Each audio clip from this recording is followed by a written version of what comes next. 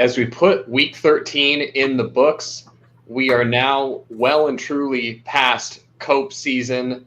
We're into the home stretch of the fantasy season. Next week, we'll decide which teams move on to the fantasy playoffs.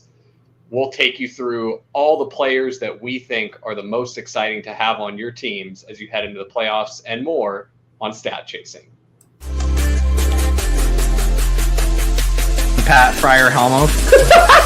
This is why I'm hot. Anita Handjob. Fix your sight. Jamar Alpha Play Chase. Are you kidding me? Kadarius Toney? You can't handle the heat. It looks like we're finally this boys. You're right.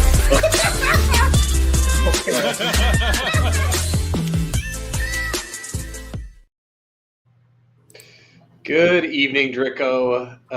Man, the season really flies by. I mean, I feel like just the year flies by. I can't believe it's already December. No, yeah, I mean, just a week ago, it feels like we were coping that maybe all these running backs that were off to hot starts were going to slow down, and age was going to catch up. If anything, they speed it up. They sped up. No, yeah, I mean, in the first couple weeks, we didn't realize that we were being lowered into the grave, and they've just been covering us with dirt for the past few weeks. So this week they started actually dancing on top of the completely packed and freshly laid gravesite. Yeah, we're almost to that point. But there are some glimmers of hope for people that subscribe to the way that we draft best ball teams. There are some things coming on here down the stretch where you do have a reason to think maybe one of the teams of my 10% advance rate is right. What has been particularly brutal is the low scores overall, while Saquon and other running backs put up big scores. But I think it's not just that they're putting up big scores; it's also that lots of the other scoring is down. Right. Yeah. Like wide receiver scoring has just been like a little muted. I mean, a big part of that is when you look across like the top receivers of the league, the guys who have led in scoring over the last few seasons, like CeeDee Lamb dealing with multiple injuries, doesn't have a quarterback right now. Justin Jefferson, not in the worst situation of all the elite wide receivers, but he does have Sam Darnold as his quarterback, so it's certainly not the best situation he's been in his career. Tyreek Hill, apparently the guy's wrist is just fully detached from his arm. There's no ligament even really holding it on. It's just a sock of meat that's on the end of his arm. He's just trying to catch the ball one-handed every time. Yeah, basically. I mean, like Amon-Ra has been pretty good. Really, with Amon-Ra though, it's like because I was talking to some people about like how I felt like Amon-Ra was like a little disappointing with where you drafted him.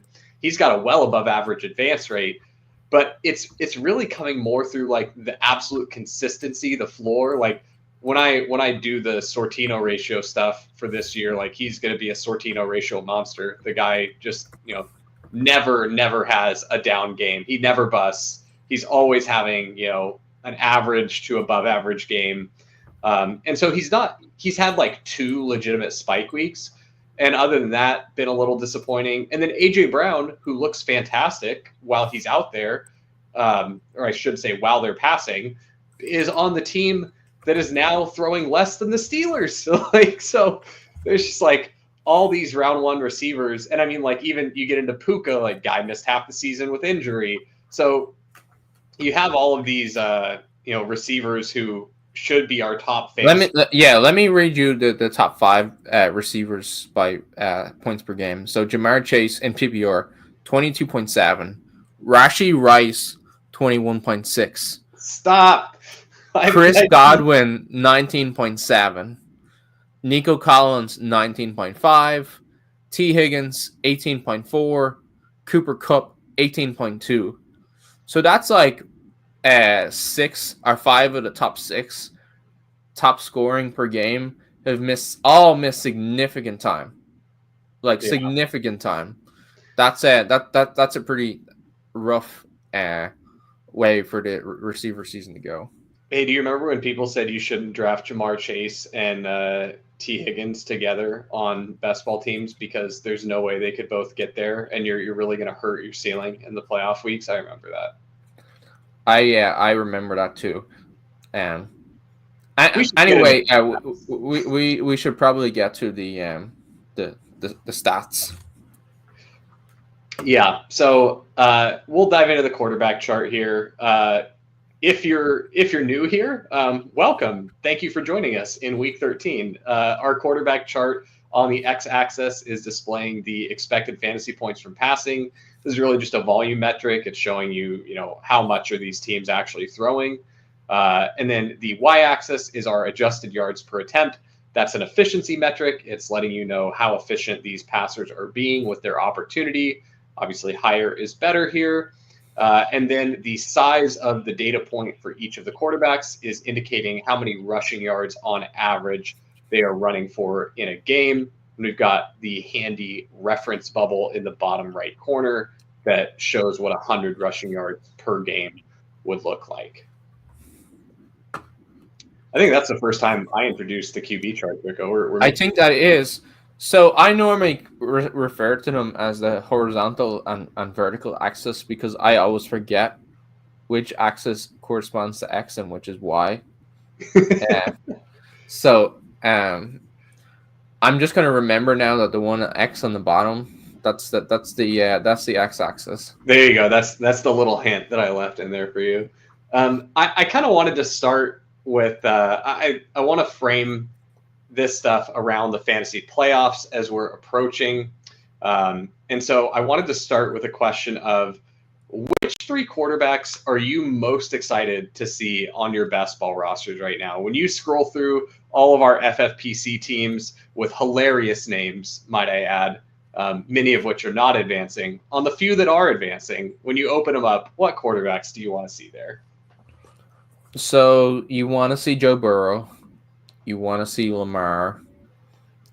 And I know you had a third one, and that stuck out to you. I can't quite recall it. Those are I mean, I guess the other one that you're pumped about is Bo Nix, given the price. Like, you're pretty pumped to bring a Bo Nix QB to the playoffs. You'd be pretty happy with a Baker Mayfield team. Both of those are pretty. I think those are the big ones. The other one I'm interested in is Justin Herbert. I think that you've seen now more rushing upside with him, and they've shown the ability to have the spike games. And again, he was pretty cheap, not quite as cheap as Baker, but I mean, for all intents and purposes, this is something I've been talking about with people. I think the thing that and I talked about this extensively this last season, like the difference in actual cost, what you're paying for a player, becomes almost nothing in the later rounds. Like the difference between round 13 and round 15 is very, very little. The difference between round 14 and round 18 is very, very little. And so, sure, was Justin Herbert a little bit more expensive than Baker Mayfield? Yeah, but like the opportunity cost was nothing. You're like, oh no, I missed out on a Jalen Wright. Oh, like you're not actually giving anything up in the moment. It feels like you're giving something up to take the earlier quarterback compared to the later one, but it's really not anything. And so I think we need to do better I'll speak for myself. I need to do better still at kind of decoupling ADP from the cost of a player once you get past once you're past like the 10th, 12th round, like it's just not a thing anymore. Like you're better off just removing ADP from your app and not even looking at it. It's really only just like it gives you some hint as to what order your opponents might take the player in.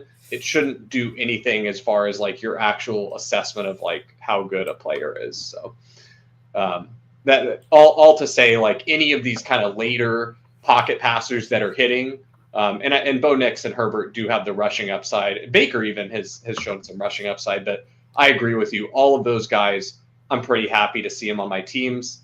And I certainly agree with you on Lamar and Burrow. So just I know we had this comment from Dan about Bo Nix not rushing at all.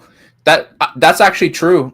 His rushing yardage is expecting rushing TDs have all plummeted in the last month. I will note that his expected points from passing at 14.5.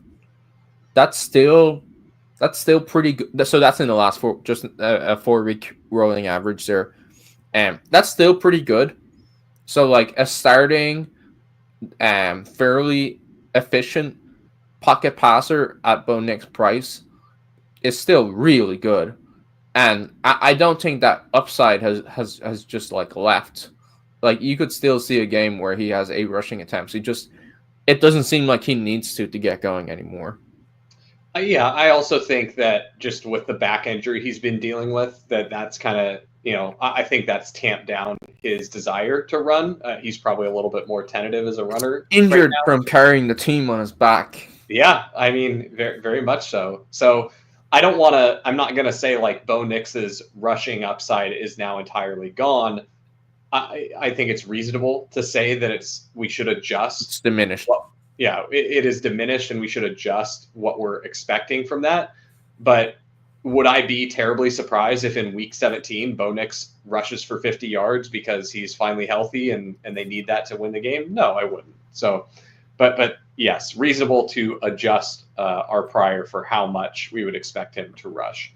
Do you do you know what this comment is? When 6 QBs go in the top 13 picks, is this referring to this has got to be playoff best ball, which I guess leads into our next topic here. Well, yeah, I mean, I guess you're not really left with that many QBs after that, are you? Yeah, I don't. Someone somewhere has Houston ranked like highly. I've noticed people like being quite willing to pass on these to me and to the playoff odds. There are 5 quarterbacks that are very important, and it's Buffalo, Kansas City, Baltimore, Philadelphia, and Detroit.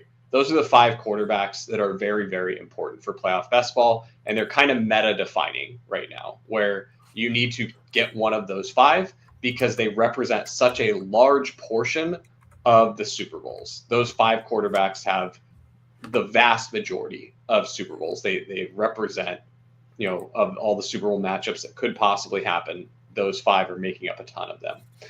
Houston does not make up that many Super Bowl matchups. I'll pull up our playoff sim results here really quick, just because I think this is important. I've seen a lot of people doing this, and I think it's quite bad.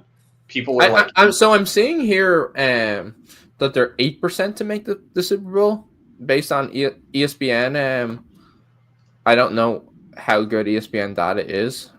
The ESPN model, when we checked it, is pretty decent. We've got Houston as just about 14.5% to make the conference championship. And I would assume that they are probably a dog against whoever they would face. Also, we have some more updates that they just take a little in our sim. We're using the actual results of the games, and then we're also adjusting the strength of the teams based on what has happened. Those adjustments take a little longer. The schedule results are in, so we already have the results of the week 13 games in the sim, and we're seeing about 14.5% of the time Houston makes the conference championship. They're very likely a dog against whoever they would face in the conference championship, so they're probably less than 50%. So yeah, I would say they're probably somewhere around 7, sub 7% to make the Super Bowl. The thing that I think is quite bad in playoff best ball right now that I see a lot of people doing, and people that I typically would assume would know better, just because they're people that are in the streets often. They're like intentionally passing on one of these top 5 quarterbacks to load up on strong skill position players on high playoff probability teams. And then they're taking Houston as their backstack option. Don't get it wrong. I'm not saying you can never draft Houston, but for me, that is a backup option. That is like, oh no, the room forced me into Houston as my primary Super Bowl team. It's okay. I'm not dead, but I don't want to do this very often. And I see people that are setting out to do it in damn near every draft. I think you're punting if you're doing that. And I'm just going to be very blunt when I talk about playoff best ball because I feel pretty strongly that I have a good enough understanding of the game to say what is punting and what is not.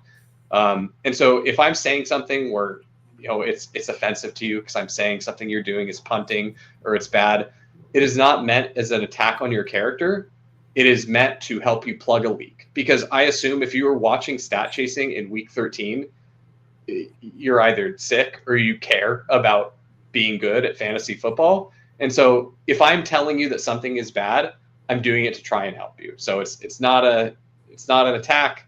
I'm not saying you're a bad person, but I will tell you straight up if something is bad. So I'm going to play a little bit of maybe just a little bit of devil's advocate here.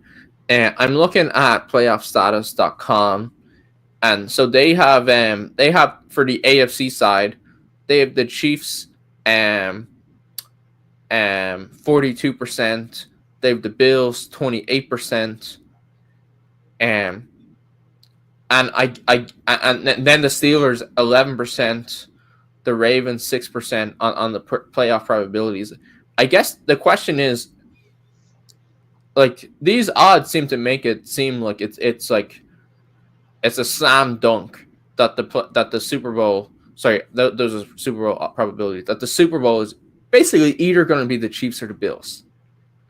Yeah, number one, I don't think that feels a little overconfident. I don't think that's a particularly good source, and we'll have I would not trust the quality of the outputs there. Not to shit on anyone's work, but we're gonna put up our sim results on Leg Up here. We're working on getting an app page up so you can sort and filter by the different teams and see all the matchups and things like that.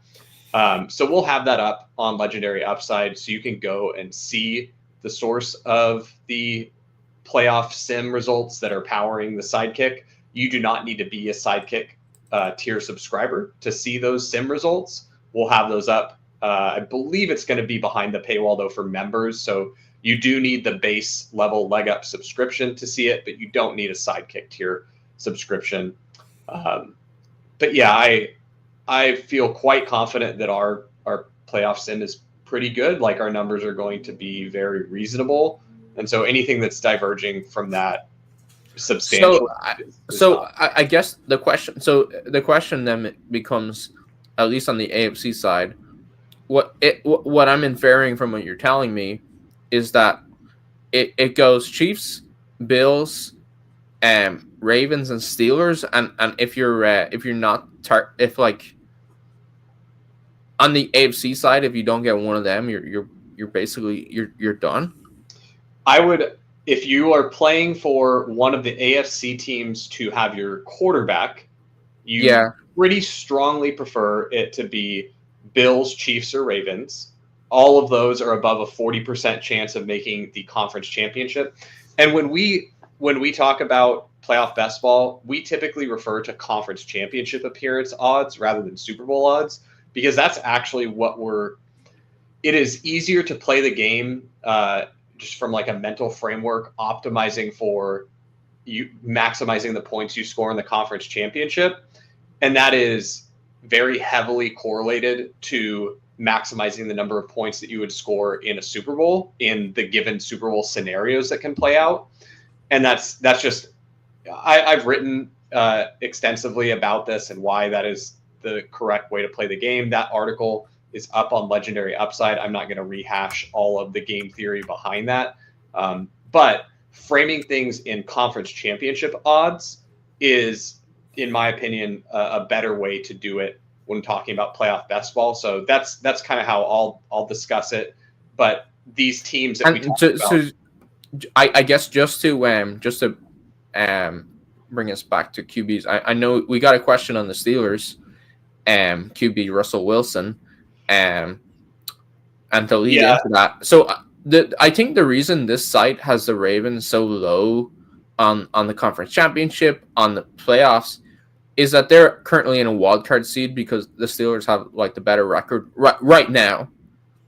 And so with the Steelers being a non wildcard team, and likely 4 or 5 seed, 3 or 4 seed, then I guess does that make Russell Wilson a compelling pick? Yeah, I wrote in the show notes, and I knew that Sam Sherman would love this, but I am drafting Russell Wilson in playoff best ball. The Steelers right now are one of the most mispriced teams. You can get George Pickens, you can get Najee Harris, Jalen Warren, Russell Wilson, all very, very cheaply. The only one that is at all contested typically is George Pickens. He will sometimes get taken by people as a one-off. But the Steelers are actually higher probability of making the conference championship than the Texans. And yet people are just piling into the Texans like it's, God's gift to playoff best ball. Like they think they've found the skeleton key. And meanwhile, they're sitting over here just letting the Steelers go, completely free. I typically prefer to not try and play the Steelers as my primary Super Bowl team, obviously. There are circumstances where the room just forces you into that.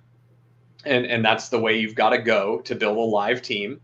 But I think they're a pretty fantastic team to play to help you advance bye week teams. Like if you're playing the Lions, I've got a lot of Lions Chargers teams. I've got a lot of Lions Texans teams, right? Where I'm trying to use these cheaper Texans teams. Yeah. You said you have a lot of Lions, but you just shit on people for doing Texans. For taking it, because people are doing it without another quarterback. They're doing it where C.J. Stroud is their quarterback.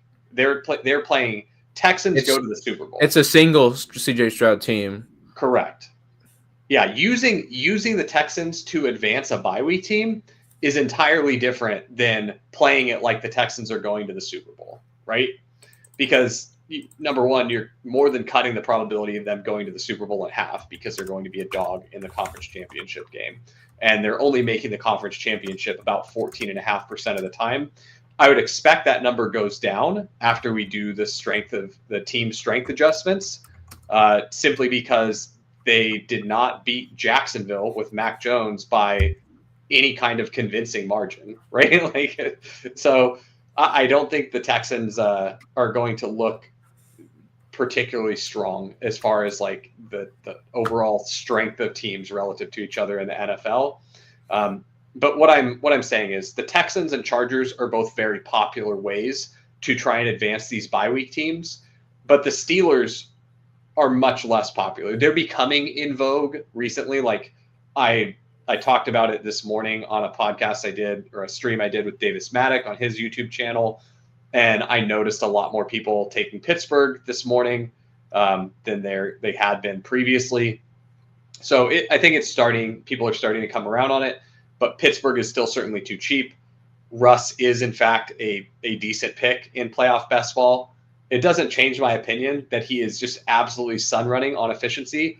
Although I will, as someone who tries to be an unbiased analyst, say that he had a particularly good game against the Bengals.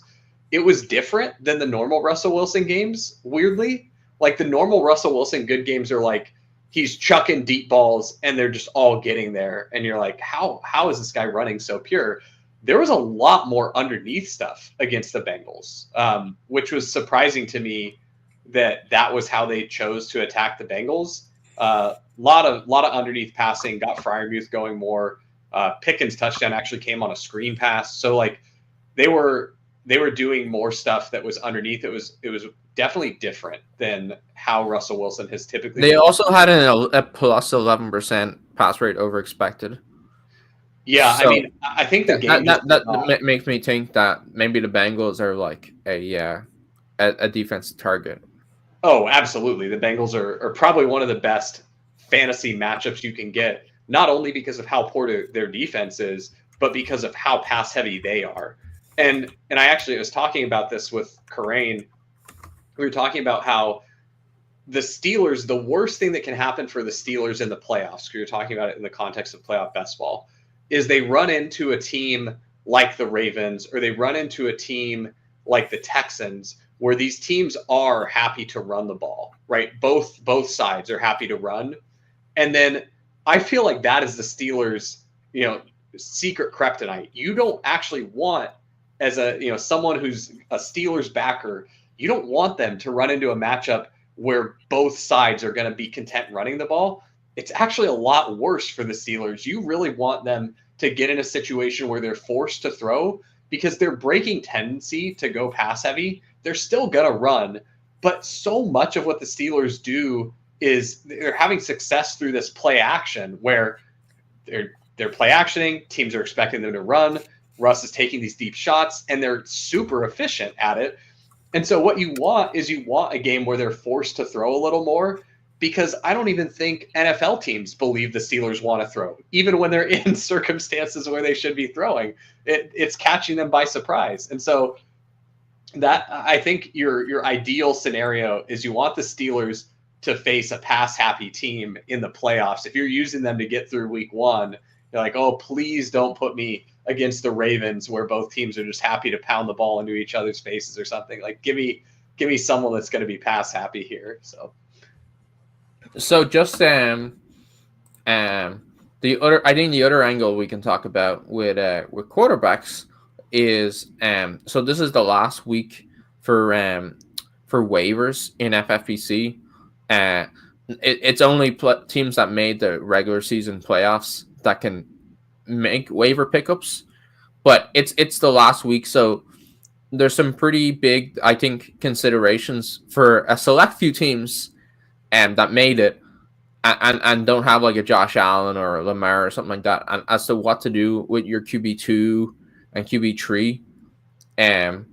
One player that I think is pretty interesting is Jameis, just because I guess when you're doing these projections, you do have that kind of nice. Where is he on our chart here for expected points? I guess he's only at 12 expected points from passing.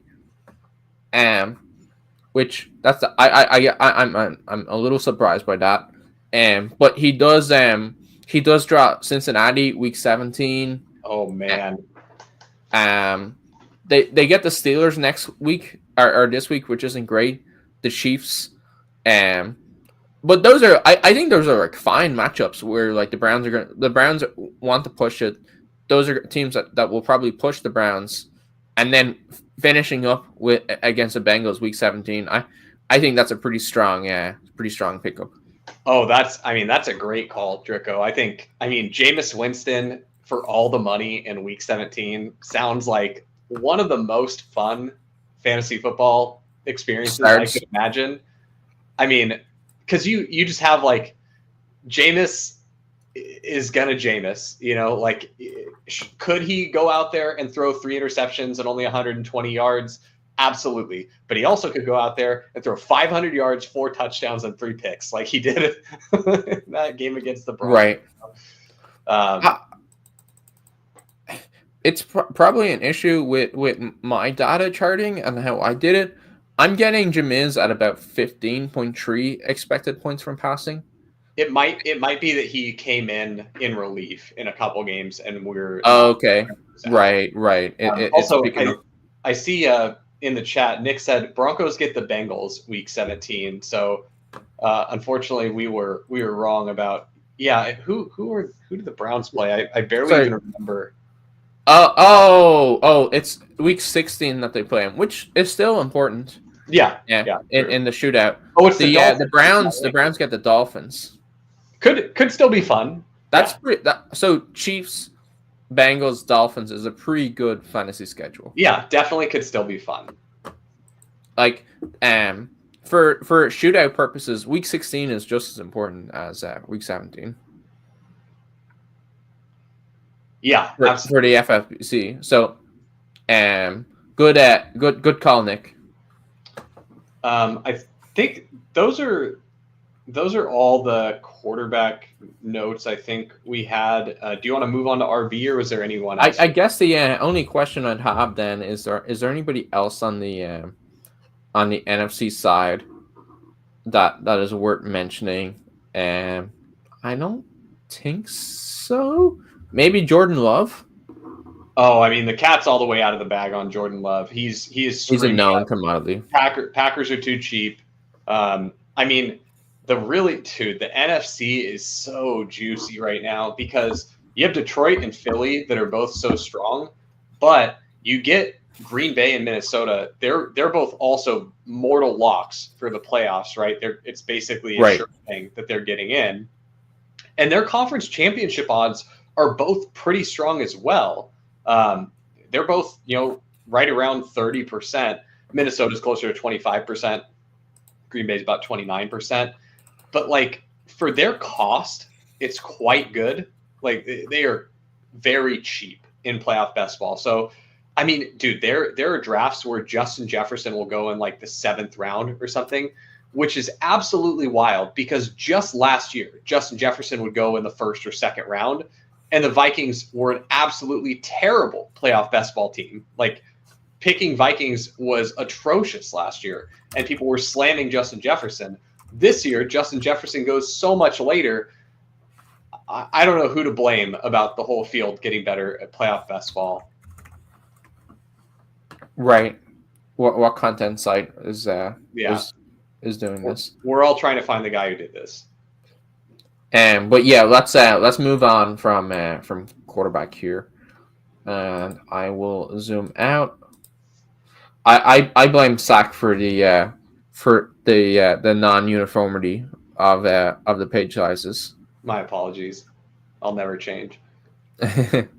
So this is our running back snaps and usage chart, which is we've got our starters here, which is like basically above 40% of this of their team's offensive plays in the last 4 games have them with above above 40% routes and rush attempts on their team snaps.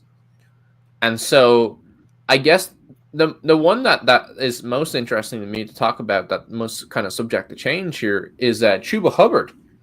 So I guess he's up the top here, but then when I looked at and apologies, I don't have this right now, but when I looked at the game log for the Panthers, I think Jonathon Brooks actually had almost as many touches as Chuba Hubbard did.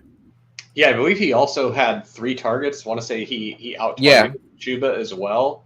Chuba had no targets, and Brooks had all of them. Very, very limited work. We're not dealing with a large sample for Jonathon Brooks yet, but the little bit that I got to see, he looked good. Sure, looked as advertised.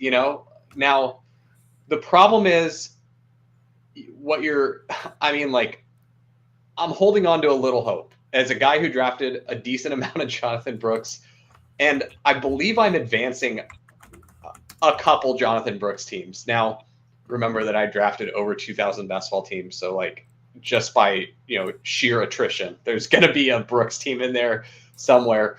I'm holding out a little hope that in weeks 17 and 18, and to be crystal clear, I don't even think I'm getting anything usable in weeks 14, 15, or 16. I'm saying weeks 17 and 18, the Panthers are truly hanging it up for the season. We're resting all the vets. We're not trying to get anyone injured. We know what we've got here. Let's see what we've got in the young guys.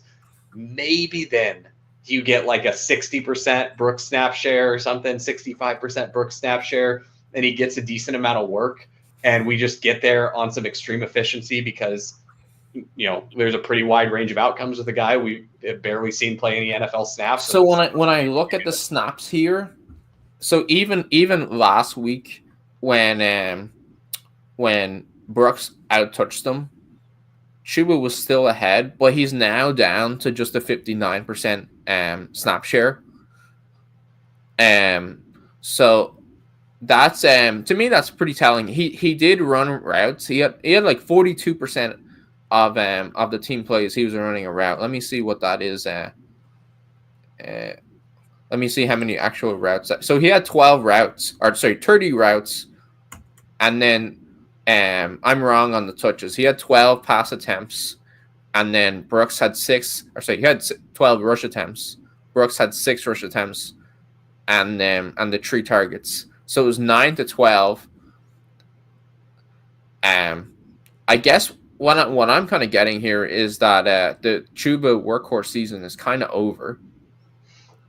Yeah, I agree with you there. And man, what a run it was though. Like if you drafted Chuba in best ball, hats off to you. Like round of applause. I think there are. We've talked about like what we think was a process mistake or what was good process. I think he's still a helpful pick. Oh my god! Even in the playoffs. Pick. Oh, in the playoffs. So if he's going to maintain a 60% snap share, and like I don't want to read too much into him not getting any targets. Only had 30 routes. Well, Brooks only had 6. Like obviously, we should expect Brooks to continue to eat into that. But if he's still going to be like the lead back, that's still like helpful. You just you're saying you need efficiency. It's different. It's so much different what it was, right? But yeah, I want to touch on this really briefly because like people do not want to hear that fading. I think fading Saquon Barkley at his cost was not terrible process. In hindsight, I think the thing that I got wrong was I thought that the tail outcome happened at a lower frequency than it actually did. And we're also living in one of the we're definitely living in like a 95th percentile outcome. And if anyone tries to tell me different, like if you thought that this guy was potentially setting the single season rushing record like greater than 5% of the time, you should be rich beyond your wildest dreams with how much money you slammed in on props this offseason, like on futures markets. But I digress. The Saquon one, I think that one I'm going to sleep okay about. The Chuba one, I think, is the one where it wasn't even a tail outcome for him to be this like advance rate monster that trails off at the end of the season. But I think we were just so squarely focused on, but you lose the back end production, and that's all that matters. And it's the most important thing. But we're just talking about how like it's not going to go to zero. Like, for example, Chuba Hubbard or Tajay Spears down the stretch. Oh yeah, Chuba. Right. Yeah. So it's like Chuba's not. He didn't evaporate from your roster. He's still like. He's like, given the cost that you paid him, if you get like 12 points or 15 points in your flex from Chuba, like that's super helpful. Yep. So yeah, I think the flaw with Chuba was understanding how the range was going to shift over the course of the season, but then being way too confident in that specific outcome and not assigning enough value to, just the floor, saying the floor was not zero with Chuba, even with Brooks, coming on and taking the work. So I think that's one of my biggest process flaws. I think the Chuba Hubbard range of outcomes was something that I grossly messed up. So that's one where I want to remember that for next season, adjust the process a little bit there, have some fun off-season project ideas that I'm going to work on to try and help myself out with getting a more realistic range of outcomes as kind of like a way to frame my player evaluation in the off-season. But okay, I do need to talk about another running back. And actually, both these running backs don't exist on this chart anymore. And they're the reason that Chuba is all the way up at the top by his lonesome. But CMC was up there with Chuba before he suffered a season-ending PCL injury. And Jordan Mason also suffered a season-ending high ankle sprain. It's putting him on IR. Drico, I had a 5-5-5 best ball team with Christian McCaffrey that I was advancing. How was I advancing a Christian McCaffrey 5-5-5 team, you ask? It's because the rest of the team was really fucking good. I had Brock Bowers on it. I had Taysom Hill. I think I had Joe Burrow on it. I like Mike Evans. It was absolutely cooking with gas. The team was incredible, and I was getting CMC back just in time for the playoffs. Might have been one of a dozen CMC teams, maybe even less than that in the 5-5-5 because that's a pretty small tournament. And so I'm just sitting here so excited to get this team through, like one of the teams I'm most excited for. And I also slammed the ever-loving shit out of CMC on that snow game. I think he was in 90% of my lineups on Showdown that night. He's looking incredible. He's gashing them. He looks unstoppable. He's vintage CMC. Not only does he look good, but my lineups, I'm crushing Showdown. I'm all over it. I'm in the top 1% with a bunch of lineups. I'm looking live to ship it. He breaks that long run, and he is literally an ankle tackle away from a touchdown. And on that ankle tackle, he tears his PCL. And so all of a sudden, my 5-5-5 best ball team up in smoke, my incredible Showdown sweat where I'm like poised to bink seems up in smoke. But I take solace in the fact that it's okay because I actually have a couple 5-5-5 teams with Jordan Mason that are going to advance. And now those look fantastic too. It's like, you know what? When God shuts a door, he opens a window. And I thought that was how it was going to be for Jordan Mason. Wrong. And that window was just to smash your dick in. It slammed shut. Absolutely slammed closed on my pecker. And you know what makes matters worse? Jordan Mason, who did leave the game with the high ankle sprain, scored 1.1 fantasy points, 1 yard to pit me out of first place on the Showdown slate.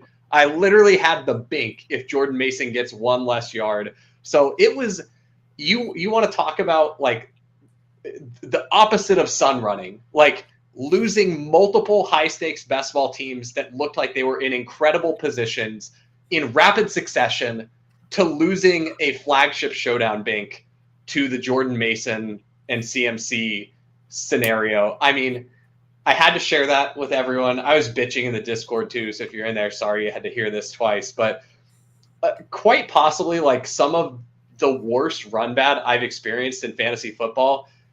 Not just like the individual events, sure, they happen. But just for all of that to go back to back to back, like, oh my God! All right, rant over. Frustrated. You're that's frustrating, and you're frustrated. I mean, I'm all you can do now is laugh at it. It honestly is just funny. So, I guess.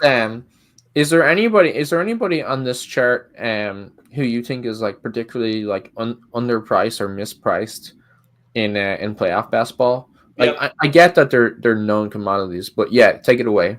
Yeah, it's Najee Harris. Man, here's the other medicine we got to take. Now, I'm going to be crystal clear on this one. The Jaylen Warren process was solid process. We did run pretty bad on the fact that he was injured to start the season, and that really let Najee maintain a firm stranglehold on the job because Warren was depleted through much of the early season. He looks fine now, but they love them some Najee Harris. And guys, I'm telling you, it's time to just lean into their Najee love for playoff best ball. I'm not saying you can't draft Jaylen Warren in playoff best ball. I think they're both totally fine picks. I definitely prefer Najee to Warren because really what you're actually looking for in playoff best ball, ceiling matters so much less in the format. You're just looking for points. You're looking for points that are happening in later rounds. And so if the Steelers can win one playoff game and Najee can get 18 carries for 60 yards and a touchdown, like in the second round of the playoffs, that's fantastic for you. So Najee is way too cheap right now. Warren is cheap. He should definitely be cheaper than Najee. His contingent upside is pretty good, but you also have to remember that like they're probably going to use Cordero Patterson if something actually happens to Najee, but not. I mean, they're pretty. If you just take the last 4 games, they're not close, but they're not really close, but they're kind of close. Like Najee with 16.5 expected points a game, and Jaylen Warren 11.5. Like, yeah, like Najee is better, but that's closer with how dynamic NFL teams can be. That's closer to a coin flip, right? Right. But Najee's a great playoff basketball pick right now. Yeah, just a running back that's guaranteed to play in the first round and has an extremely safe floor. Like that's a dream. That's an absolute dream. Like he's just going to get so much work. Like, and it can be ugly and it can be bad, and it probably doesn't matter. A lot of the time, like the different. What about like Josh Jacobs, Aaron Cat's Jones? out of the bag. Yeah, cat's out of the bag on Jacobs.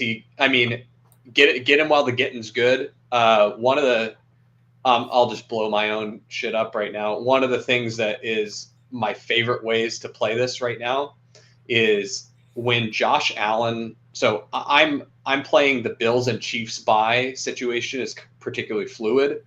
Some drafts I'm treating it as though the Chiefs get the bye. Some drafts I'm treating it as though the Bills get the bye.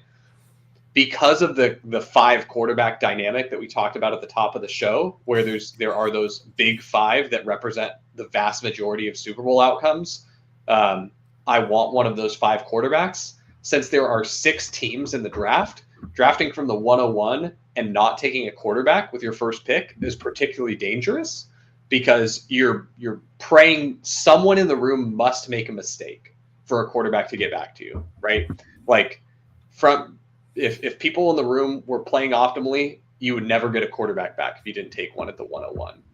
But occasionally that does happen. So you have 2 choices from the 101. You can swing for the fences and take a Lions player, take Amon-Ra, take Jahmyr Gibbs, and just say, I hope a quarterback gets back to me that's viable, because now I'm building a super team. I'm building something that's really hard to get, right? And it shouldn't be available for long because people should figure out this 5 quarterback meta, partly because I'm going to talk about it on like every show that I do for the next few weeks. But the alternative to swing for the fences and risking that you end up having to do a Texans team, or you have to do a Vikings or a Packers, right? With this Lions player that you've taken, which is not my favorite way to build around a Lions player. It's not, you can't, it's okay. You can do it sometimes. I just don't want to do it very often.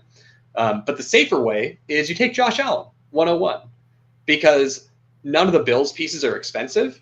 You typically get James Cook back. James Cook will sometimes go a little earlier. The quarterback and running back metas are a little dynamic. They'll shift where in some rooms the running backs will all go earlier and the quarterbacks will slide. And that typically is a phenomenon of when someone takes Josh Allen in the 101, the running backs will go hotter than not. And when someone takes non-quarterback 101, the quarterbacks typically go hot.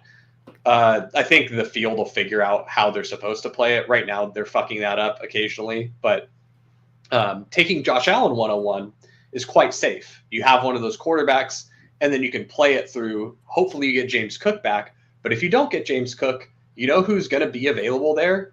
You can get Josh Jacobs, you can get Aaron Jones, and you can get all of the best weapons on both the Packers and the Vikings. And between the 2 of those teams, that makes up damn near 50% of the NFC Conference Championship games. Like, you cover about half the outcomes when you get those 2 teams in conjunction together. And so being able to say, hey, I'm Bills Super Bowl, and then it's one of these underdog NFC North teams makes it to the Super Bowl as well, that's a pretty fun way to draft. It's also pretty easy to advance those teams. If you play it as Buffalo doesn't get the bye, great. Now you can take Jordan Love or Sam Darnold late. Super easy. Really, really good stacking options. If you play it as Buffalo, or that's if Buffalo does get the bye. If you play it as Buffalo doesn't get the bye, then you're just solo Josh Allen. You jam way more Bills when you're playing Buffalo doesn't get the bye. You jam more Bills because it's easier to advance Buffalo. Therefore, when they make it to the Super Bowl, you're much more likely to run into rosters with a lot of Bills players, and you want to have those blockers in the Super Bowl. It becomes a game where you care about covering combinations that your opponents can field. So Bills with bye is pretty skinny on Bills. Like Josh Allen, you could literally stop at Josh Allen, James Cook, and just be all Packers Vikings for the rest of your team if it's Bills bye. If it's not Bills bye, you want to be closer to vertical Bills, where you're just drafting a lot of Bills players, 3, 4, 5, 6, 7 Bills. And just a clarifying question. I'm gonna guess that you're not just spinning a wheel to decide which one you do. It has more to do which players make it back. Yeah, it's which players make it back to me. The sidekick does have diversification built into it. So for decisions that are close, we will break ties for you so that you're not breaking the tie the same way every time. For decisions that aren't close, we'll pick the one that we feel is the best pick. And so that's typically how I'll handle the building the bills from the one hole. This is probably like too much playoff best ball talk here, so we'll wrap. Oh, is it?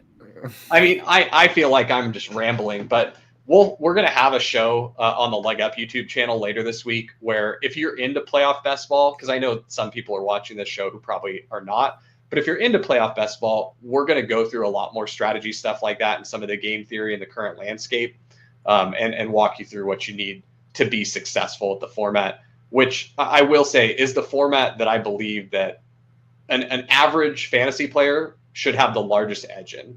All you need to do is learn a little bit about the game, and this should be theoretically your most profitable format, realizing that expected value, just like all fantasy, is quite difficult. But theoretically, this should be the format where you have the largest edge on the field. Makes sense. I'm looking through this. I don't think. I guess. Yeah. I don't think there's anything that we need to go in on detail. Yeah. Let's question would be Kareem Hunt seems kind of dead for playoff.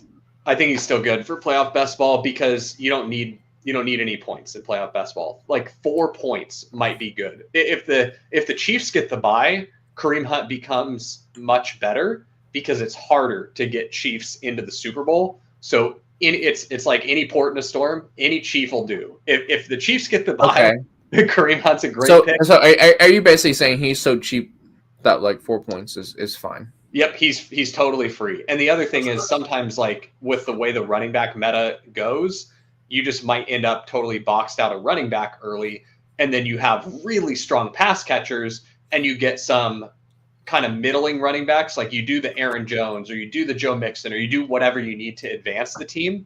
And then you're like, when I get to the Super Bowl, it's Kareem Hunt and he falls in the end zone and he gets me 8 total points. And that's all I need.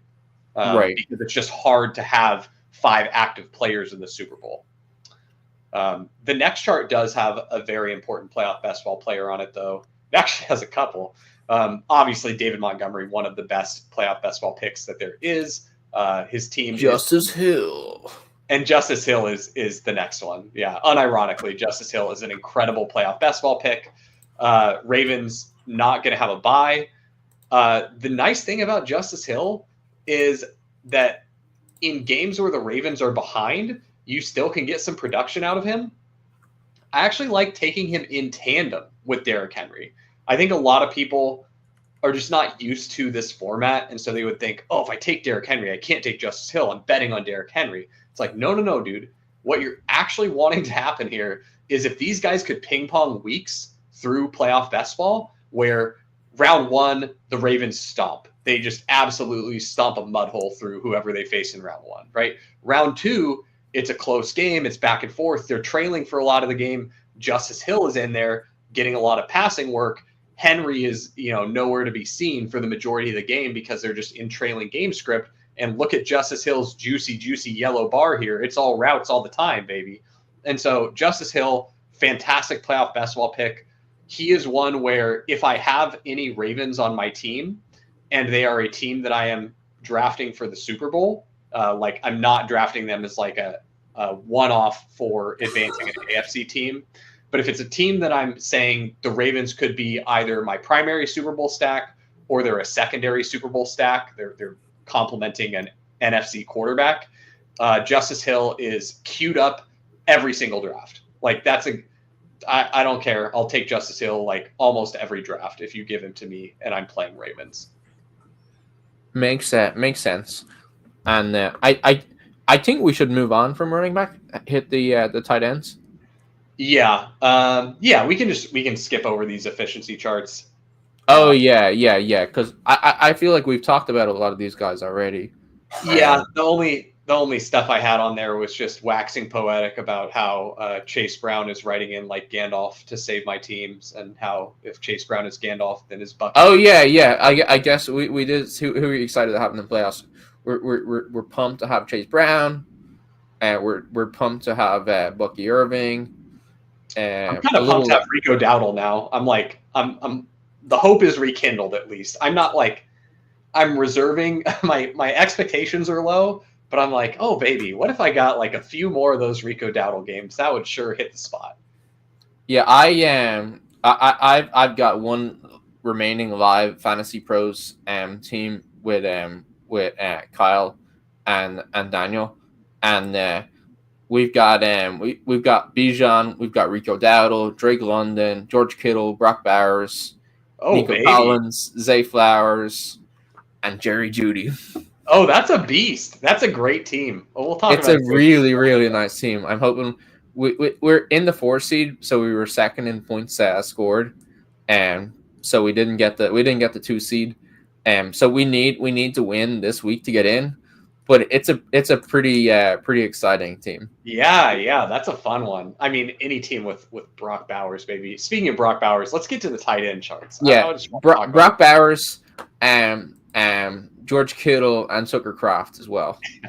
My first note on this tight end chart is there is but one tight end, and his name is Brock Bowers. Because there's no, like, if we're setting the bar as Brock Bowers is what defines a fantasy tight end, none of the rest of these guys are fantasy tight ends. They're just, I don't even know what they are. Like, but they're not Brock fucking Bowers. Okay? Like, this guy, put him in the Hall of Fame right now. He's so good. He's not even the best tight end. He's the best football player on the Raiders. And I think pretty highly of Max Crosby. Like, Brock Bowers is the best football player on the Raiders. I think Max Crosby would tell you that too. Like, this guy is so good. And it's not just like that he's very physically talented. Raiders are giving him end rounds, which I was very excited to see. I really thought they would involve him even more in that aspect of the game. But I'm glad to see that they're getting him involved in that regard now. But he's just so smart. He's like, I feel like this guy could just teach a PhD class on like how you are supposed to play the tight end position. He looks like a receiver on shit that he's doing too. Like he's like legitimately. Oh, he's a freak athlete. He's turning defenders around in a way that you see like the best wide receiver route runners turn guys around. Like I could talk about Brock Bowers for a long time, but I think you all get the gist that this guy is like, listen, if Brock Bowers is not going as the 101 in FFPC next year, permission to have 100% Brock Bowers with you, Drico. Yeah, for sure. So I just for a point of reference, I've heard some talk of like Jonnu Smith being the tight end 1. And if let's say I filter down to the last, I'm gonna say the last 10 games, the last, and let's sort by actually not the last 10 games since week 10. So we're getting week 10, 11, 12. Okay, so I guess this hasn't pulled in week 13 yet. If you're looking at Brock Bowers, his points per game is 27.6 in that stretch, and Jonnu is at 23.4. If you want to do that from like the start of the season, he's at 19.96 points a game, versus Jonnu's at like 14.6. Like, maybe this doesn't, like, the reason I'm kind of calling this out is like if I compare that to Trey McBride, that's 17.6 points a game. Like, talk about winning at the tight end position. Like, you were just like clubbing opponents over the head with this guy. Like, people are excited about Zach Ertz, his 12 points a game, 12 points from a decent hit to 20. Like, that's 8 points per game you're winning. That's I guess that's enough about Brock Bowers. Yeah, I feel like you wrote a very good article about how drafting double elite tight end on FFPC was not Oh, it's a just bad insane. strategy. And man, this year, if you drafted Trey McBride and Brock Bowers, what do you think the advance rate is for Trey McBride, Brock Bowers teams on FFPC? It's got to be like, you have to be like almost 50% or something. It'll be good. The problem is just like how like else the season is. Yeah, if you were the kind of person who would draft Trey McBride and Brock Bowers, I bet you didn't click Saquon. I bet you didn't click Derrick Henry very much. No, that's kind of the problem. But man, it does feel a little unfair that I just waxed poetic about Brock Bowers for 10 minutes, and we didn't give Trey McBride a shout out, who's also fucking crushing. Same ADOT as Brock Bowers, basically same targets per route run over the last 4 weeks. This guy is also a freak. The problem for poor Trey McBride is he just can't score touchdowns because his quarterback can't see him. Like, Kyler is too short. It's so frustrating. He needs to get taller. The other kind of scary thing for me, I mean, you want to talk about, like, I'm thinking like next year for tight ends, like Trey McBride's situation isn't changing. Like he's there with Kyler. Like, Kyler's the quarterback. Trey McBride's not going anywhere. So like, don't expect. I mean, obviously he's running cold on touchdowns, so like you can expect some positive regression there. But I don't think I do think part of it is systemic. That like, hey, it's just going to be harder for Trey McBride to score touchdowns just because of who his quarterback is and how they come. Like, not 0 touchdowns over the course of a season hard, but like, just a little harder. And then he is in terms of points, he is 21 points under expected on receiving touchdowns. Yeah. So a little over 3, 3 and like 3.5 ish touchdowns under expected. So given his reception count, that's a low expectation. Right. So that's just to put a number on kind of what you're explaining, which is that like, hey, he's running cold, but the expected amount is also low. Right. Yeah. Thank you. I think that's really helpful context there. And then for all the concern about Trey McBride, given his situation, which like, how concerned can we really be? These guys are crushing at the tight end position, but it's like, the thing that I'm thinking through is like, what makes Trey McBride or Brock Bowers not just like the 101 in FFPC, but like, listen, there were times when Travis Kelce could have been the legitimate 101 overall in half PPR just because of the gap from him to the next player at the position. Right. I mean, Brock Bowers and Trey McBride are the archetype of player that could be the literal 101. I know it sounds wild to say. I don't think either of them will get to be the 101 in half PPR is my framing here, because the other exists. So the gap from the tight end 1 to the tight end 2 will just not be as large as it was when Kelce was in his heyday and there was just a bunch of other bums that weren't doing anything. But like, if Brock Bowers had a good quarterback and he was scoring, imagine we got Brock Bowers with Sam Laporta's 10 touchdowns from last season. Like, Brock Bowers isn't just like the tight end 1. He's the overall best fantasy player. Like he's like the wide receiver 2 or something. Like, the guy's insane. Yeah, if he was playing with Joe Burrow or something like that, like it would just be the unquestioned 101. Like, dude, oh my god, yeah. So I just made up a scenario that will never happen, but yeah, I'm gonna go to sleep thinking about that. Just what if the Raiders didn't draft Brock Bowers and he got to go to the Bengals? I mean, because they clearly wanted to use a tight end in the passing game too. Like they're trying so hard to make it work. Oh man. Okay, we spent enough time talking about all these tight ends, and I think we kind of answered the question of the 3 tight ends you're most excited to see on your best ball teams. I mean, it's Trey McBride, Brock Bowers, and Jonnu Smith. I mean, at least for me. Is there anyone else you want to throw in as an honorable? Yeah, George Kittle, you're happy about. True. Yeah. Little concerning with the Brock Purdy shoulder injury and like how much the Niners are like closing up shop, right? Like CMC insta IR, high ankle sprain for Jordan Mason, insta IR, right? They put a defensive tackle. I don't think it's in their DNA to like stop playing hard. I mean, they put a defensive tackle on IR right away after the game too. I'm just saying, like, you get a George Kittle like the stuff that George Kittle would normally play through is the kind of stuff now that George Kittle still might want to play. The 49ers will absolutely start shutting guys down, is my read, based on what they did after the Buffalo loss. Like, 3 guys immediately going to IR, and like, yes, the CMC one is probably like IR worthy, but the high ankle sprain for Jordan Mason. Like those are here. What's that?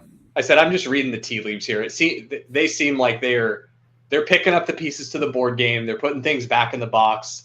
They're getting ready to play next season. I agree with what you're saying, but I do think like it's not like, hey, he has a grade 1 hamstring strain, straight to IR, buddy. And it'd be more like if he had a grade 2 hamstring strain, like he could maybe get back for week 17. Like those are probably the things. Whereas like the type of injuries where he might already be out for the fantasy playoffs anyway. Right. Yeah. And to be clear, I am with you. If I open up a team and it's got George Kittle on it, I'm excited to have him going into the fantasy playoffs. But I'm a little concerned that it's going to get to week 16 and I'm going to watch the bottom drop out of my George Kittle teams. But right. I just think that risk is slightly higher for him than some other guys, you know. So then I guess that then the other thing to talk about or to think about is, of these tight ends here, who should be like highly drafted for playoff best ball? Like, is Laporta is like, he's somebody who should probably go towards the end, right? No. The Lions are, so number one, when you think through the players on the Lions that could project, think about your right. He's like the fifth line, right? Which is maybe that's round 3 or 4. Yeah. Yep. Which is right. It's right about where he goes, like the 3-4 turn. And yes, like just think through it as I'm doing projections for the Super Bowl. Which players am I projecting? And it's like Laporta's kind of the last stop before you get into the really gross guys. You're getting down to like Tim Patrick, you know, or like you're hoping that Khalif Raymond is back from IR, right? Like you're like Brock Wright. I could project Brock Wright for like 10 routes and 0.5 reception. You know, like you're getting down into the true showdown play. Right. So Laporta is like the last non-showdown tier play for the Lions. So he's immensely valuable just because of how high their Super Bowl probability is. Other guys like Hawkinson, way too cheap, just kind of in the theme with the Vikings. You have to remember that tight end does not get its own special designation though in playoff baseball. It's WT, it's wide receiver / tight end. So you really need these guys to be scoring kind of in line with some of the wide receivers you'd be taking them around. So a lot of the value for tight end is driven by their team specifically. Man, you want the Babe Ruth call my shot though. If the Ravens make a run, Mark Andrews is the guy you need. I mean, we've been seeing it over these past few weeks that more and more it kind of feels like when the rubber is hitting the road, they're like, all right, dude, we just gotta lean on you a little bit. And like, you can see it. His targets per route run is 23%. Now his percent of team dropbacks is still lower than it has been historically. Like they're still using Isaiah Likely. I'm just right. Ever since he had that 94% game, he's averaged 61%. Yeah, but I'm just telling you, like, I would not be the least bit surprised if we see Mark Andrews do a similar thing to what we saw Travis Kelce do last year in the playoffs, where it's like leading into the playoffs. Do you remember how down people were on Travis Kelce? Like people were taking, I mean, this was before Rashee Rice was like fully breaking out, but people were taking Rashee Rice over Travis Kelce. People were taking, you know. Oh, you remember we caught the guy. It's because we got to play Travis Kelce as like a contrarian play. Yeah. Instead of Rashee Rice. And then Travis Kelce went on his tear and the guy cheated. But yeah, like it was legitimately scary for us to play Travis Kelce. We were like, this guy might be done. Yeah, he was a Rice major contrarian play. But like in your mind's eye, do you not see Mark Andrews just? I mean, when I saw him absolutely moss a defender for a touchdown this last week, and it was in the middle of 3 dudes, and Lamar was like, "Yeah, I'm throwing it up to my boy." Like that is little vibes-based analysis here. That was all I needed to see to be like, "Oh yeah, like they're getting the band back together for the play." When the chips are down, like I'm not going to be surprised. So. I mean, you still have to be somewhat concerned about the route percentage. So here's the beautiful thing: it's playoff best ball, so I don't even need that many points, right? Like a touchdown is pretty good in playoff best ball. And again, the farther that you're going, the lower the point requirement threshold is to have a play be good. And so that's the beautiful thing. Like I don't need Mark Andrews to go out there and drop 30 burgers on people. Like a simple 15 spot will do just fine. But to be crystal clear on my opinion on what I think is possible to happen, I wouldn't be surprised if we get a Mark Andrews 30 burger during the playoffs. I don't think that's the most likely outcome, but I think it's way more in the I would say if I'm doing projections in the playoffs, I've got Mark Andrews' range. I got his right tail a little longer and a little fatter than I do, next week. Well, certainly next week because they're on bye. But, week 14, I got Mark Andrews, a lot closer to what he's done so far this season. In the playoffs, I think they're taking the governor off, and they might take the old Andrews mobile out for a spin. Yeah, makes sense for sure. I know that Gretsch is kind of like honed in on stuff where the new offense, maybe that's like emphasizing somebody like Mark Andrews less. But you watch him play, and it doesn't feel like we're watching dusty Mark Andrews. It feels like watching normal Mark Andrews. So you do see that like possibility that they're just like, oh yeah, we're just gonna play you like. You have to come up with some kind of reason that they're not doing it right now. Like he's not that old. But he's older, and he is a type 1 diabetic. Load management. Maybe they are just saving him for the playoffs. Yeah, load management makes sense to me. We should get to the backup tight ends because there is one we have to talk about before we move. Oh, there is? There is. And he is a fantastic playoff best ball pick. Actually, there's 2 here that are great playoff best ball picks. One is Isaiah Likely. Just because we like Mark Andrews doesn't mean that we have to dislike Isaiah Likely. Okay, like both guys can be good picks. They don't even have to both get there to be good picks. We're process over results here. Isaiah Likely's a great pick. He goes very late. Sometimes he goes undrafted. Every once in a while, you get just an absolute stone dead mouth breather in the room who like takes the first 3 Ravens and somehow doesn't think through the fact that, like, buddy, if the Ravens make the Super Bowl, everyone with your team is advancing. Like, you have your Zay Flowers, Derrick Henry, Lamar Jackson, and you want to show up to the Super Bowl with those as your only Ravens players, and you're going to battle with that, and then you got a bunch of one-offs that aren't doing shit in the playoffs or in the Super Bowl. Like, I am jamming vertical. If you're saying the Ravens are your Super Bowl team, you better show up with 6. Like, don't let me catch you in the Super Bowl with under 6 Ravens, like, or I'm gonna dust you. Like, you will get to sit in the cuck chair and watch me win first place if you show up with less than 6 Ravens in the Super Bowl and they are in the Super Bowl. That's all I'm saying. So Isaiah Likely, great pick, just because he counts as 1 Raven and he is 1 on your way to 6 or more Ravens if you're playing Ravens to the Super Bowl. The other one that's really important is Noah Gray. We can't ignore that Noah Gray has seen a production spike lately. And again, the deeper you go into playoff best ball, the less and less it becomes like best ball, the more and more it becomes like NFL Showdown. And so would you play Noah Gray on NFL Showdown? Guess what? The field played Noah Gray at like 40% on NFL Showdown the last Chiefs slate. They jammed the fuck out of this guy because at the cost that he was a decent play. Probably not like 40% decent, but people got a little over their skis there. But in playoff best ball, you can get Noah Gray for free last round. And again, if you're you're looking at 5 targets a game, 50 air yards.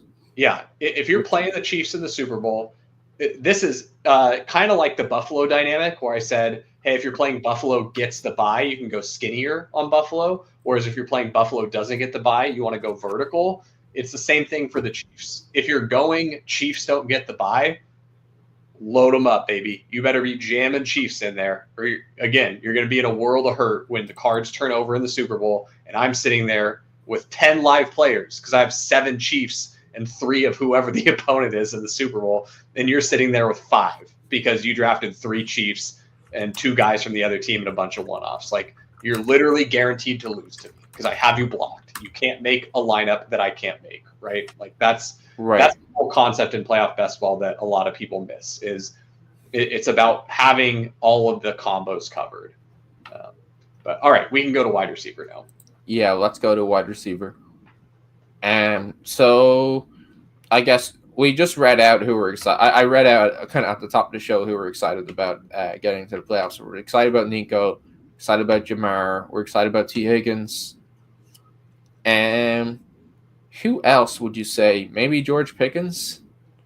Maybe Zay Flowers, JSN. JSN. A lot of guys who have kind of flashed big games. Right. That you have hope for that to continue. I mean, this guy, Cortland Sutton, not only a guy I'm excited to see on my best ball teams. Imagine telling yourself that this summer. You're so stoked to have Cortland Sutton. Cortland Sutton was like the consolation prize for like, damn it, I didn't draft enough wide receivers early. And right. now you're stoked to have him on your team. But not only is he a player I want on my regular season best ball teams as they advance to the playoffs, he's a player that is an awesome free square in playoff best ball because the Broncos are making the playoffs and Cortland Sutton is the clear alpha on the team. So it's very easy to say, like, hey, if I'm taking this little one-off into Broncos land, Cortland Sutton is a great way to play it. He's the one I'm most confident in that could get me some points to help me through week 1. I'm not going very many Broncos. Like, to be clear, I don't think I'd ever even take, like, 3 Broncos. I might take Bo Nix, Cortland Sutton, and use it to advance a team. Like, that's my bye week coverage, right? But the fact that those are both free at the end of drafts and they're going to make the playoffs, that's a really good spot, in my opinion. So had to throw Cortland Sutton out there. You mentioned great shout. George Pickens also a great one for playoff best ball. He's a little contested though. The cat's out of the bag on him. He's a good pick. This guy, not a pick that you can make in playoff best ball because his team will not be in the playoffs. However, we have to talk about the fact that I got absolutely fucking buried by Jerry Jeudy, my arch nemesis. I mean, I think he might like football again. I think he does. I think you needed Jameis to unlock Jerry Jeudy.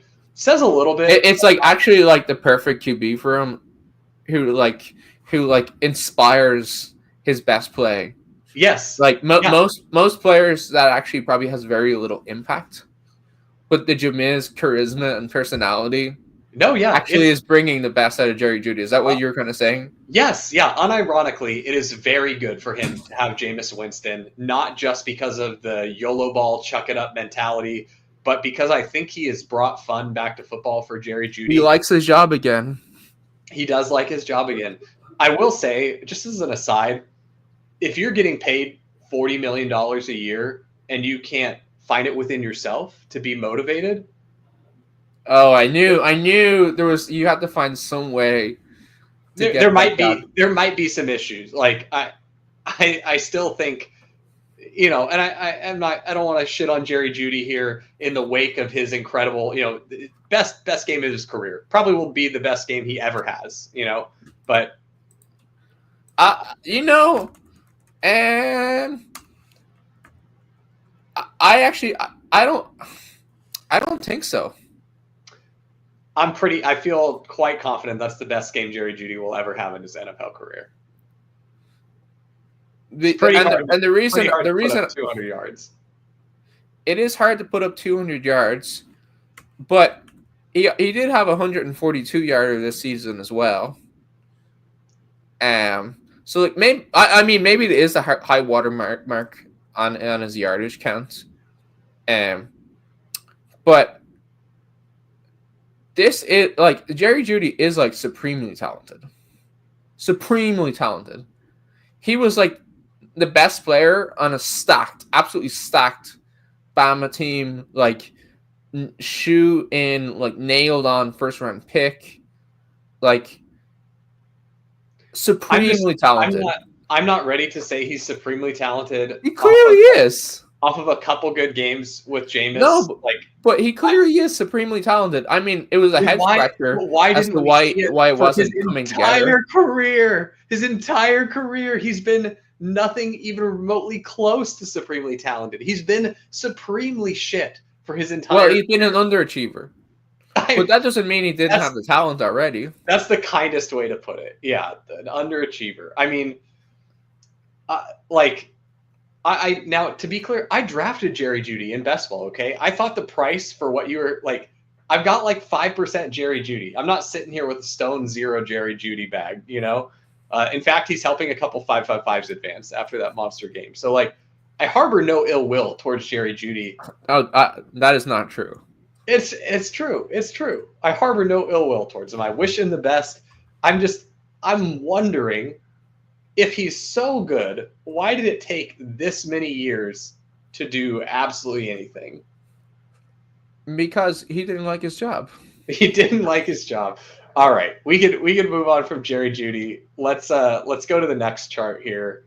There's a guy here that, man, I need to play this guy as much as I possibly can to close the season out, because I feel quite confident that the nuclear game is coming, and I just don't I know people like this guy. I know I'm not alone in this opinion.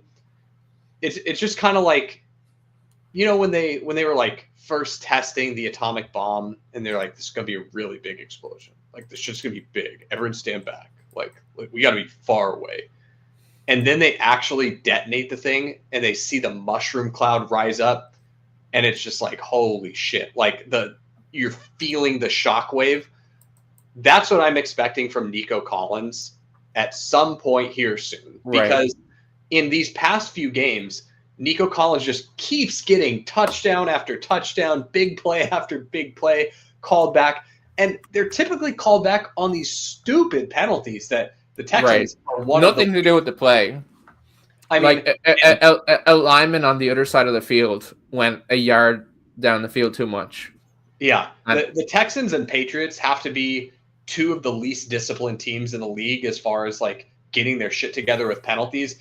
It's infuriating. Like, on the off chance that anyone who hears this could ever say anything to those teams, like, obviously, congratulations if you've made it to be, you know, on the coaching staff of an NFL team. You're clearly like in the top of your peer group to ascend to that level of coaching football.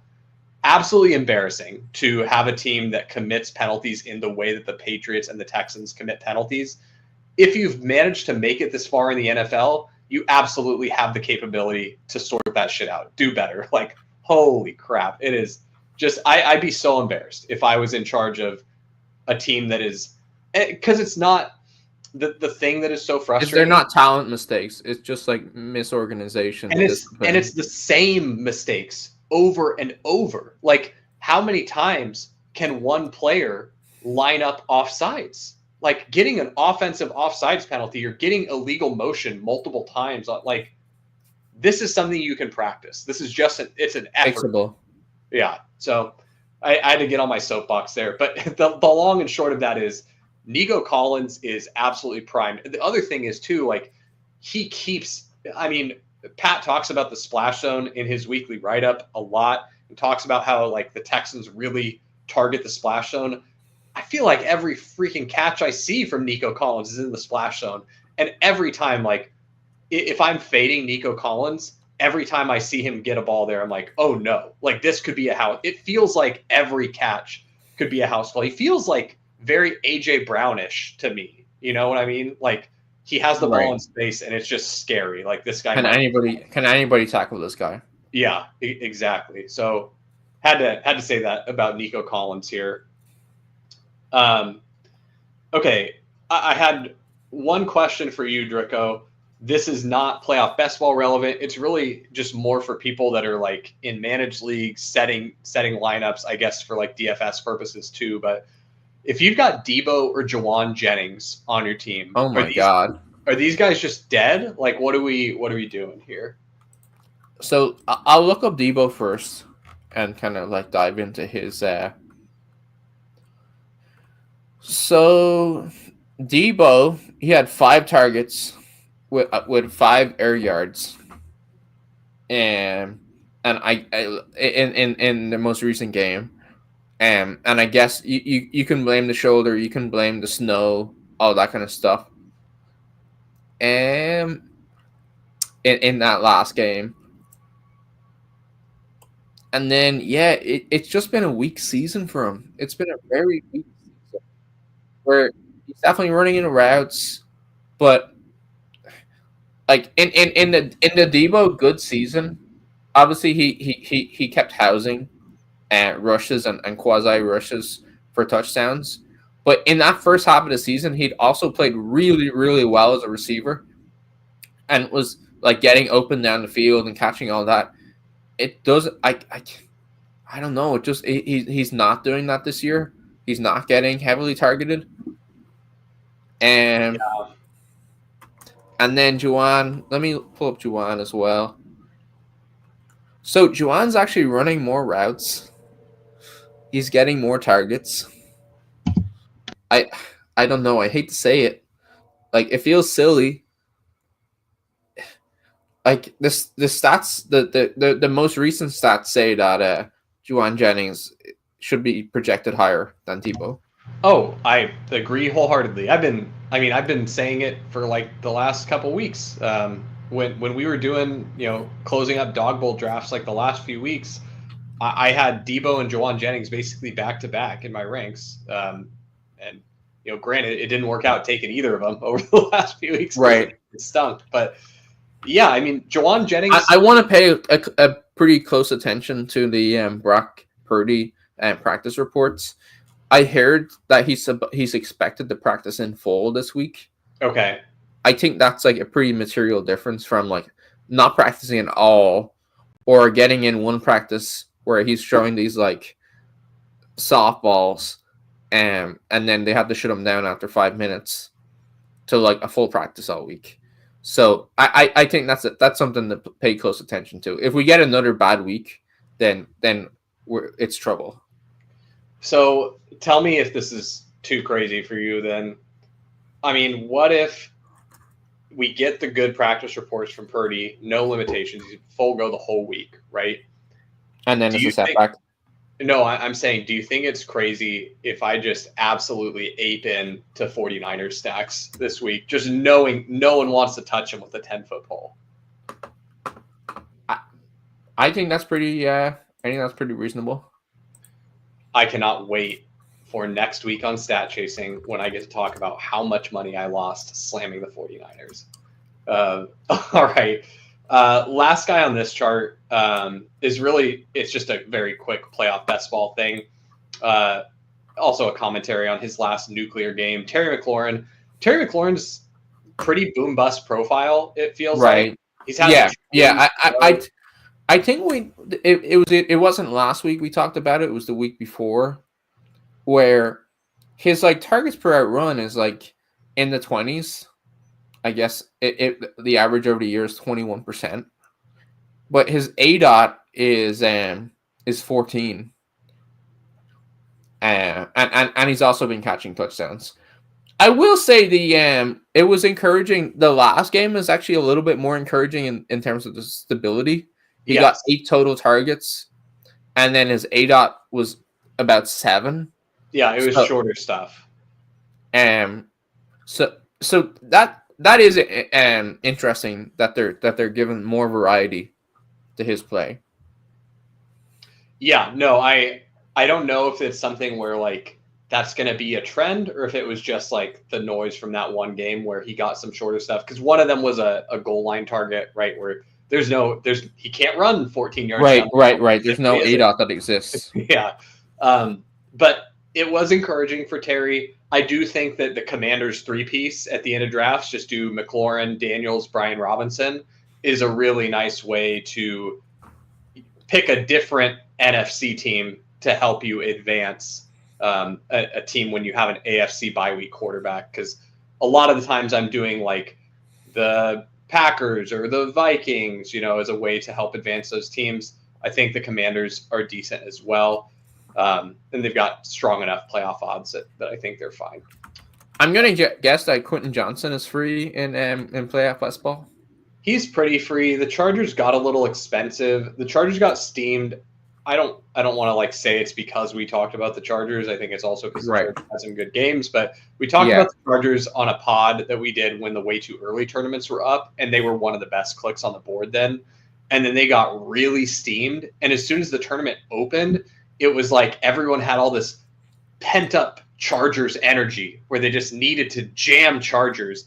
And so Chargers got like a little steamed up where, Dobbins and Herbert and McConkey were all going like a little earlier than I thought they should be going. They're fine. They're like appropriately priced now. There was just a brief minute where they were really steamy and it was kind of a race to the Chargers. Now that Dobbins has the injury, and it really looks like none of the backs, like Kamani Vidal does not look like someone I'm going to draft for playoff basketball at all. It just seems so extraordinarily thin. So now that you don't have the running back to pair with the team, it makes them a lot less desirable as like this advance rate piece. So people have cooled on them. And somebody like Quentin Johnson, you have to tell that's like a Chargers to the Super Bowl team almost if you're taking Quentin Johnson. The other thing you can do with it is you jammed 5 Bills or 5 Chiefs, and you're saying, or not 5, you jam 5 Lions, say, like, which is hard. It's really hard to get 5 Lions, but maybe you got 5 bye week players, like 4 Lions and a Chief, right, 4 Lions and a Bill, right, and then you just slam Chargers and your super heavy Chargers as the advance rate team, and you're playing them, making it a conference championship run. That's another way to do it, but yeah. I don't feel good about clicking Quentin Johnson or Will Dissly, but like those are the Chargers. The Chiefs and Chargers are kind of similar in that, like, well, now with Dobbins' injury, it's like hard. It's not really the same 3-piece, but with the Commanders and Chargers, Commanders have this 3-piece where it's like McLaurin, Daniels, Brian Robinson. Chargers used to have it with Dobbins, McConkey, Herbert. Now it's more just like I'm much more into like the Herbert McConkey skinnies. Right. All right, we can go to the last chart here. Yeah. And I guess so Wordy is like he's a kind of like cut and dried. If you're taking him because it's Chiefs Super Bowl. He's kind of tertiary, but he has the big play explosiveness. He seems like the player that the market would have no difficulty pricing. Yeah, he's in the kind of like middle rounds. He's a player where I'll often push him, and like if I don't get him, it's fine because I'll take Hollywood Brown later. But if he comes back to me cheap, great. I just want to try and jam in some like better non-Chiefs players instead of just like being really greedy to get Worthy, and you'll get some still. So he's not somebody where you're like, okay, I'm playing Chiefs to the Super Bowl, or it's because there's some chance that you earn the buy that you're going to be fine with a skinnier Chiefs stack. Right. I had been playing quite a bit of Chiefs get the buy prior to this week, and then now where it looks like it's kind of a true coin flip for Bills Chiefs to get the buy, and I think there's a lot of smart money on Bills to get the bye just based on how both teams have looked recently. So I'll tell you what, over this next week, I will have more vertical Chiefs where I just literally just slam them all. My first round pick is like the best pick that I can make. It's probably like Alliance, like Jahmyr Gibbs. And then I'm just taking like 6 Chiefs after that, like trying to get as many as I can. Right. Throw a couple one-offs in there. Yeah, I remember that last year they were, even though they had the I think they did have the bye. Even yeah, they had the bye. they still got really unpopular. People were very queasy about Chiefs. Yeah, It's interesting that we're seeing that again when there's like actually like a decent possibility that they don't get the bye. yeah. And wow, this is a gross. It feels like a bunch of flies just like flying around the x-axis. Oh yeah, Evan in the chat says Chiefs were the 3 seed last year. Yeah, Ravens. Okay. Yeah, thank you. I Yeah. because I jammed all the Ravens stuff and was very sad. Yeah, I don't know why I blanked. Thank you. Yeah, Chiefs great died call. 2 years ago or something. I don't know. It all blends together, Drico. Yeah. All right, I've got a public service announcement for a new drafting playoff best ball. I know Deontay Johnson is sitting like on the edge of this chart, and you might be tempted to click him. Do not click Deontay Johnson. I don't think he plays a snap for the rest of this season. Like, I think you're in danger of this guy just not playing. And he hasn't. Yeah. His highest route rate for the Ravens this year is 17%. So there was it's dipping. He refused to go on the field in the game for the Ravens this last week. They tried to get him out there, and he said, nah. He literally waved the coach and said, I'm not going out there because he's frustrated that he's not more involved. He's upset that the Ravens claimed him just to not use him, to deny him from like a team that could have used him, like the Chiefs. Right. And so that's some bad blood. Yeah, there's some bad blood. But guess what?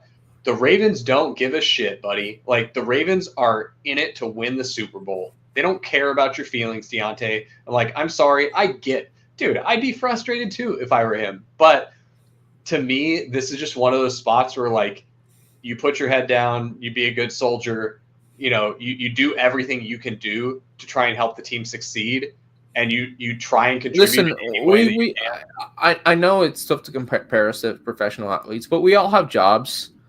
We all have disappointments in jobs, but at the end of the day, like, you have to be a team player. Like, if the team wins, everybody wins. Right. That's the way you have to think about it. Yeah, if you fast forward from now to March and the Ravens have won the Super Bowl, you think Deontay Johnson's like, nah, fam, keep that Super Bowl ring. I don't want it. Like, there's no fucking chance. He's stoked to get a ring. So, like, dude, just suck it up, Buttercup. Like, you're right to be frustrated. You're right. It's kind of shitty what they did, but it's a game. And, like, I get that it sucks to be a piece in a game, but you're being compensated handsomely for it. And, like, you knew what you were signing up for. So, anyway, don't draft Deontay Johnson. He's probably not playing at all. And the Ravens have absolutely no reason to release the guy. They don't want him to go sign with another team. And have some, like, revenge narrative. Yeah. Deontay Johnson is a prisoner of war right now, basically. Right. He's a political prisoner. Yes. Okay. I've got one question for you before we wrap up here. Sure. DeAndre Hopkins or Hollywood Brown for playoff best ball if you're building Hopkins. Okay. Hollywood Brown's basically free. I mean, not for long. What the sidekick is rapidly. Right. I mean, Hollywood is interesting, but Hopkins is playing right now. Yeah. He's got 8 targets in the last game. Like, he had one of his highest route participations at 65% this week. Let me see where that actually came in routes, because I wonder if they just had like a lower drop back. It's not coming up. God damn it. Well, I do. Oh, routes. So he had 34 routes. So that was one off his season total high. So coming off the injury, seeing like an uptick in usage like that is pretty encouraging. Yeah, and I do appreciate the sanity check, because I keep getting into a situation where I have Chiefs and I'm staring down like DeAndre Hopkins, Xavier Worthy, and then I'm like, you know what? I'm just going to pass on these guys in perpetuity, and if they just come back to me really late, it's fine. And if not, excuse me, if not, then I've got Hollywood Brown late, and I'll just take him. And I was just looking at them as like two equivalent, I think. I do think I need to kind of reprioritize. Yeah, he's a tier above. No, Really. I agree. It just like it helped me to hear you say it. So thank you. Before we close up here, did you have any other receivers that you wanted to talk about here? I'm looking through it. So I guess the only thing that strikes me is we're talking about here is like the Packers guys. And I guess that the question that presents to me is, so there's somebody who it's tough to like envision them making a run, but then if they do make a run, like you want a lot of these guys. Yeah, vertical Packers are very good right now, in my opinion. Because like if the Packers make the Super Bowl, you're going to need the cheap Packers receivers. Yep. Like you just will. Yep. Yeah, that's a good shout. And I think getting like 5 Packers, like you want to hear something fun, is 5 Ravens, 5 Packers. That is pretty fun. Yeah. 5 Chiefs, 5 Packers, 5 Bills, right. 5 Packers. Like it seems like a great one to pair with a 1 seed. Yeah. Yeah. Well, tonight, as we close out, we do have a special treat for all of the faithful stat chasing listeners. We really wanted to reflect how this best ball season has felt for all of us as we watch Derrick Henry just absolutely jam it down our throats and coffin dance with my lifeless corpse of my best ball portfolio. And so the very multi-talented editor of Pete's videos, Buck, who is in the Ship Chasing Discord, put together a little song for us here called Wake Me Up When Dehember Ends. We're holding space for it right now.